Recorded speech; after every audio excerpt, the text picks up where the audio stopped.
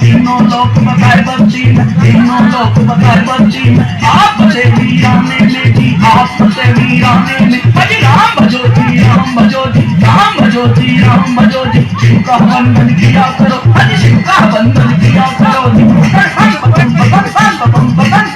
बम लहरी, बम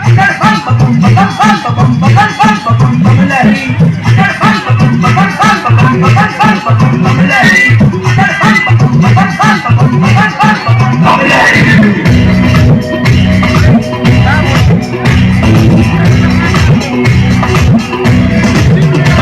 महादेव की जय हो, माता पार्वती की जय हो।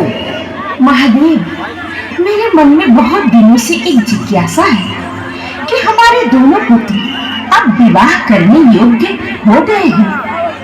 उचित समय पर इन दोनों का विवाह कर देना चाहिए। हाँ देवी, ये विचार तो मेरे मन में भी है, लेकिन इन्हें विवाह से पूर्व अपनी योग्यता सिद्ध करनी होगी। पुत्र कार्तिकेय, पुत्र गणेश। जी माते। पुत्र, हम दोनों ने आप दोनों का विवाह करने का निर्णय लिया है, लेकिन इसके लिए एक शर्त है। आप दोनों को पूरी पृथ्वी की परिक्रमा करनी होगी। जो सबसे पहले परिक्रमा पूरी करेगा वो श्रेष्ठ साबित होगा एवं प्रथम विवाह उसी का होगा। पिताश्री, हम दोनों भाइयों का विवाह करने की कोई इच्छा नहीं है और ना ही हमें श्रेष्ठता साबित करने की इच्छा है, लेकिन आपके आदेश का पालन करना हमारा कर्तव्य है। हमें इस कार्य को करने की आज्ञा दीजिए। कल्याण हो पुत्र। चलिए भ्राताश्री।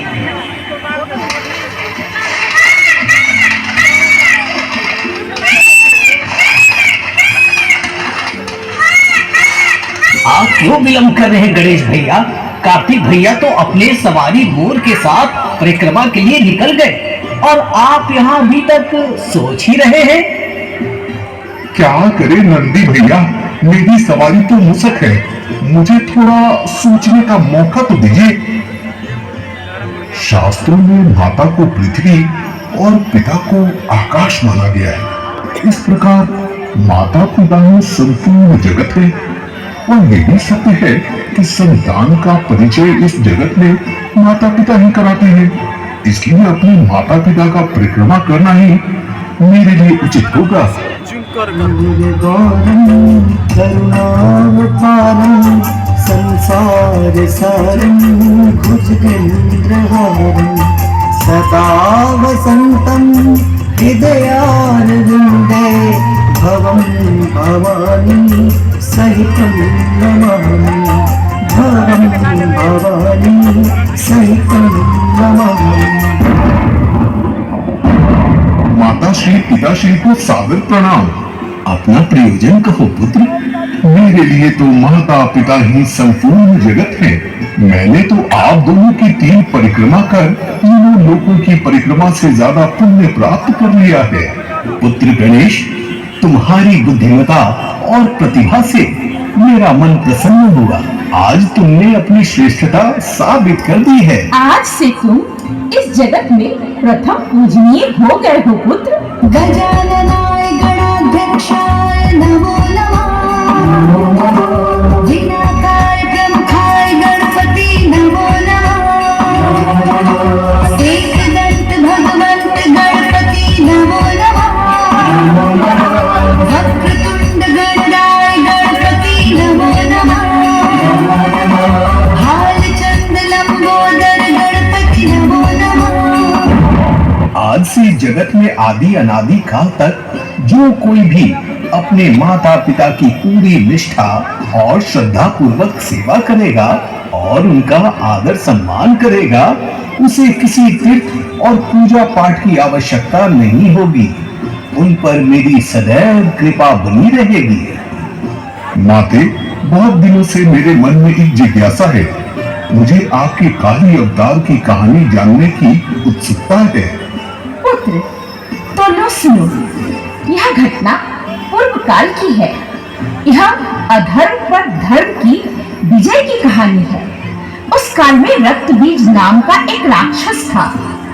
उसे आपके पिताजी से वरदान मिला था कि उसका रक्त भूमि पर गिरने के साथ ही उसी के जैसा ही बलशाली राक्षस उत्पन्न हो जाता था। ऐसा वरदान पाकर वो अहंकारी हो गया था, निर्दोष प्राणियों की हत्या करता रहता था। एक दिन की बात है, मैं बहन लक्ष्मी और बहन सरस्वती के साथ हिमालय पर्वत पर विचरण कर रही थी। उसी समय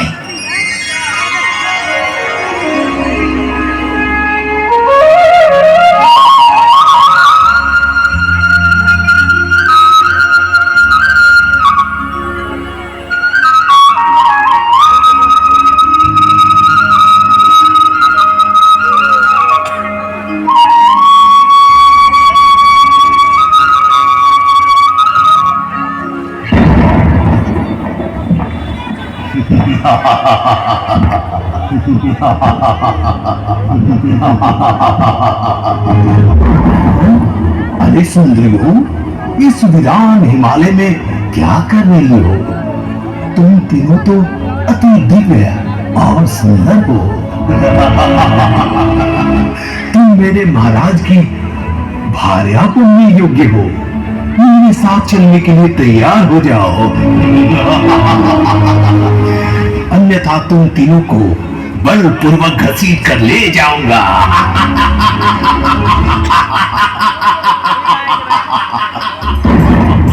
वहीं रुक जा दुष्ट, तनिक भी आगे बढ़े तो जलकर भस्म हो जाओगे।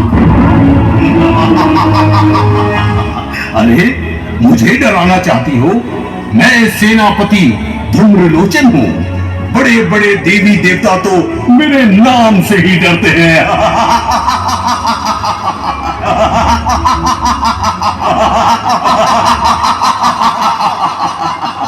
धूम्रलोचन, यदि तुम्हें अपना प्राण प्रिय है तो अपने पाताल लोक में चला जा, नहीं तो तेरी मृत्यु निश्चित है।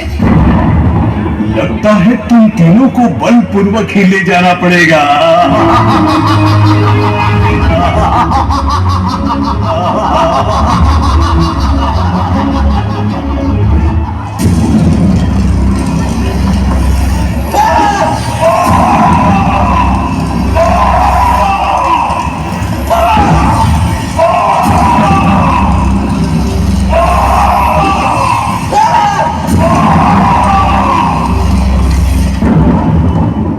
नारायण नारायण, प्रणाम माते। कल्याण हो। कहिए, क्या खबर लाए हैं देवर्षि नारद? माते, आप तो सर्वव्यापी हैं। नारायण नारायण। फिर भी यदि आप पूछ रही हैं तो मैं बता ही देता हूँ। महादेव से वरदान पाकर रक्त बीज नामक राक्षस ने तीनों ही लोगों में आतंक मचा रखा है। नारायण नारायण। उसके आतंक से सारे देवी देवताओं एवं प्राणियों में भय व्याप्त है। आप एक बार फिर दुर्गा रूप धारण कर उस राक्षस का वध कर सबकी रक्षा करे माँ। नारायण नारायण। तथास्तु देवर्षि। ओम दुर्गाय नमः। ओम दुर्गाय नमः। ओम दुर्गाय नमः।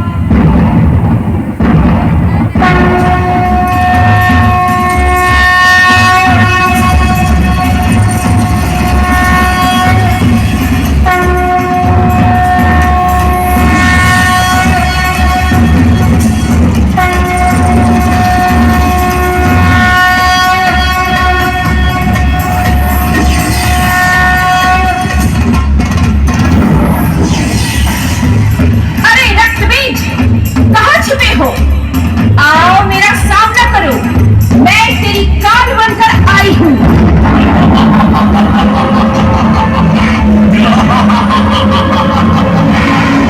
कौन है? कौन है? किसकी शामत आई है जो अपनी मौत को ललकार रही है? वो जानती नहीं रक्त बीज का दूसरा नाम कौन है? कौन है? कौन है? तुझे मैंने ही ललकारा है दुष्ट। तूने मौत का बहुत तांडव कर लिया। आज ये सारा ब्रह्मांड तेरे मौत की साक्षी बनेगा।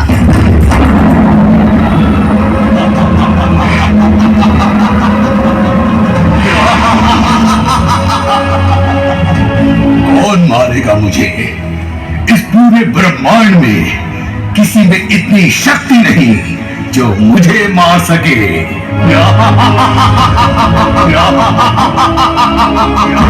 अरे अहंकारी, तेरी मौत तेरे सामने खड़ी है। आ, रणभूमि में मेरा सामना कर। रणभूमि स्त्रियों के लिए नहीं होती सुंदरी, रणभूमि तो योद्धाओं के लिए होती है। और तुम तो एक अबला नारी हो, और नारी तो सिर्फ सेवा करने के लिए होती है। मुझे अबला नारी समझने की भूल कर रहा है दुष्ट। मैं महिषासुरमर्दिनी चंड मुंड का वध करने वाली आदि शक्ति दुर्गा हूँ। तू कोई भी हो, तुम चलो मेरे साथ। मैं तुम्हें स्वर्गलोक की महारानी बनाकर रखूंगा। तुम्हें वहां इस संसार की सर्वोत्तम सुख की अनुभूति होगी। रक्तबीज!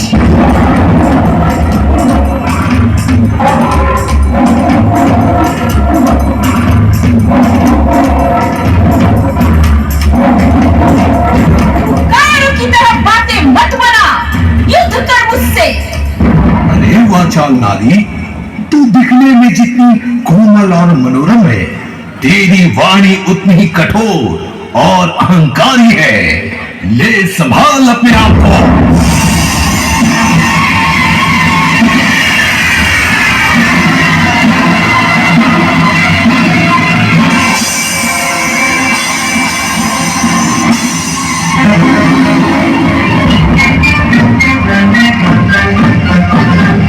किसका बजेगा, किसका झुकेगा आज हमारे पाप की लड़ाई है, हमारे पाप की लड़ाई है। निर्णय की घड़ी अब आई है, निर्णय की घड़ी अब आई है।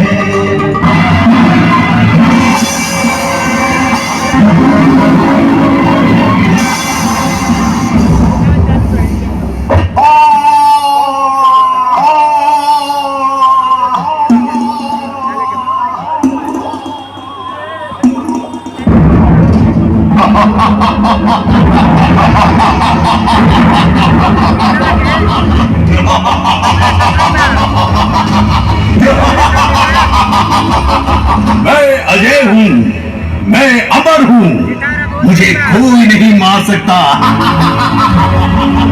मुझे महादेव से वरदान प्राप्त है कि भूमि पर मेरे रक्त का एक भी बूंद गिरेगा तो मेरे ही जैसा राक्षस उत्पन्न हो जाएगा।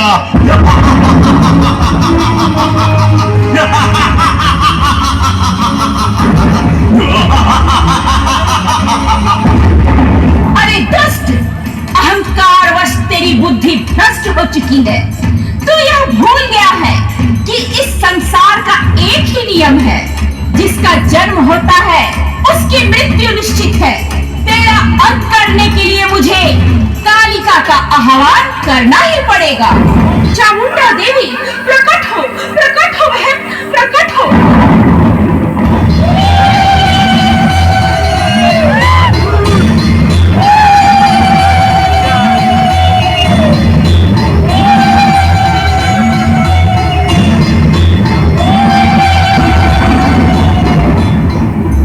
सृष्टि का आरंभ हूं मैं, अधर्म का अंत हूं मैं, अन्याय का प्रतिकार हूं मैं, पापियों पर प्रहार हूं मैं, दुष्टों का संहार हूं मैं, काली हूं मैं, महाकाली हूं मैं।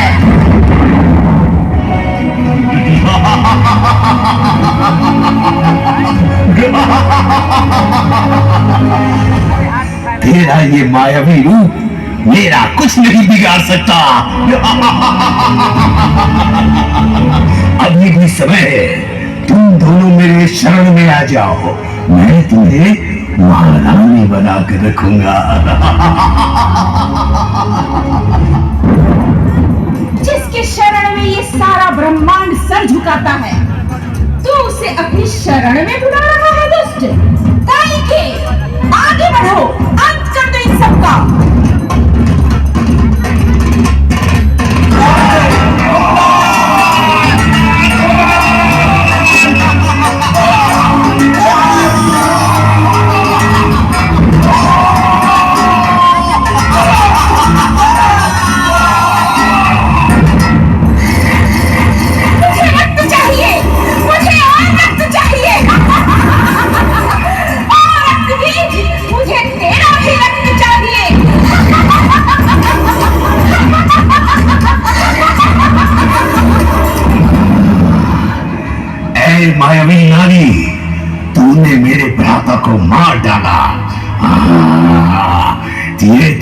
अच्छा नहीं किया।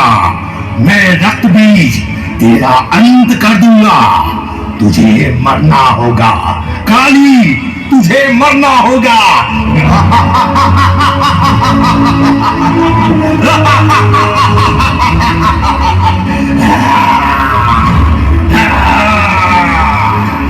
बहन काली की, मैं इसका वध करती हूँ, तुम इसका रक्त पान करो।